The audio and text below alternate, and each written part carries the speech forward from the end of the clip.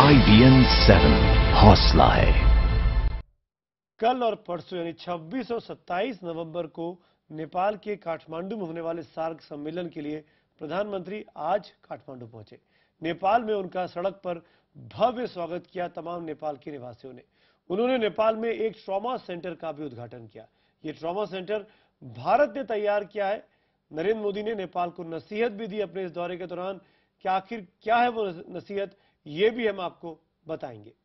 लेकिन उससे पहले वो खबर जिस पर सबकी नजर थी। इस सम्मेलन में प्रधानमंत्री नरेंद्र मोदी के जाने से पहले सबकी नजर इस बात पर थी कि क्या उनकी मुलाकात और बातचीत पाकिस्तान के प्रधानमंत्री नवाज शरीफ से होगी।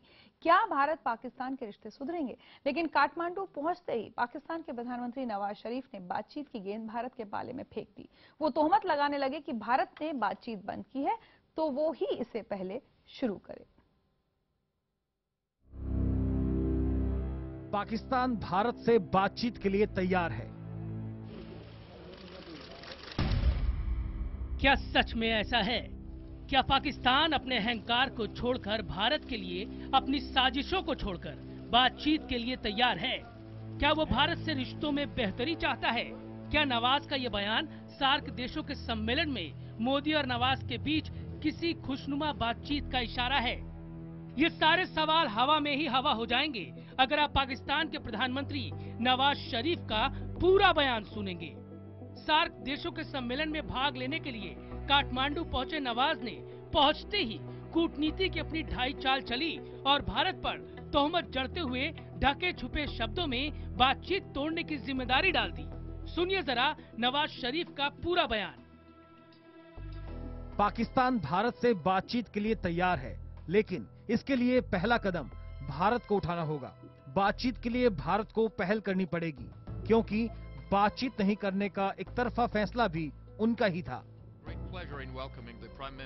सुना आपने, यानी नवाज खुद को पाक साफ दिखाने की कोशिश कर रहे हैं। वो दुनिया को ये बताने की कोशिश कर रहे हैं कि रिश्तों में तलखी भारत की वजह से आई। लेकिन क्या ऐसा है?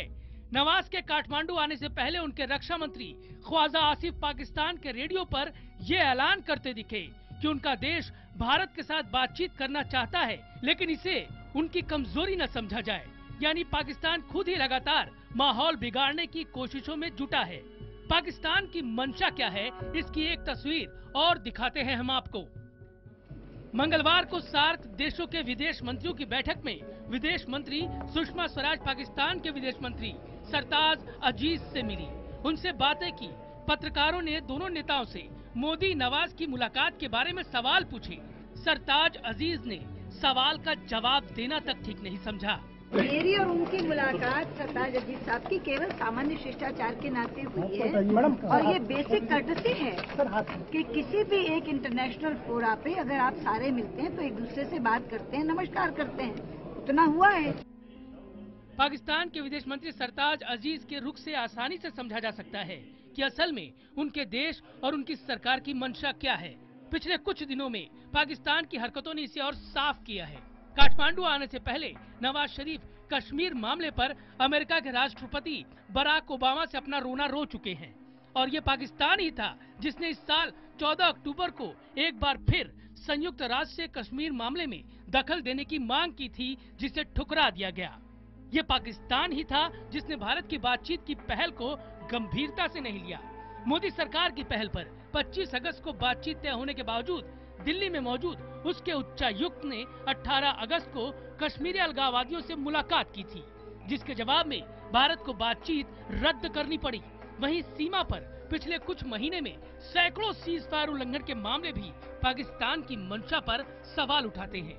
जाहिर है नवाज शब्दों के जाल बुनकर अपनी जिम्मेदारी से पीछा छुड़ाना चाहते हैं। सवाल यह है कि नवाज सार्क के मकसद में ही रोड़ा क्यों बनना चाहते हैं। एक तरफ वो सार्क को यूरोपियन यूनियन बनाने की तमन्ना रखते हैं, तो वहीं दूसरी ओर उनके ही देश में पनाह लिए हुए आतंकी सेना और आईएसआई का गठजोड़ भारत के खिलाफ साजिश रचता रहता है। ऐसे में भला सब कुछ ठीक कैसे होगा। हालांकि उम्मीद ये जताई जा रही है कि सार्क सम्मेलन खत्म होने के बाद काठमांडू से 30 किलोमीटर दूर समापन समारोह में मोदी और नवाज शरीफ की मुलाकात होगी। लेकिन क्या कोई बातचीत भी होगी या नहीं, इस पर फिलहाल कोई कुछ नहीं कह रहा। कैमरामैन निजाम के साथ जनक दवे, काठमांडू, IBN 7।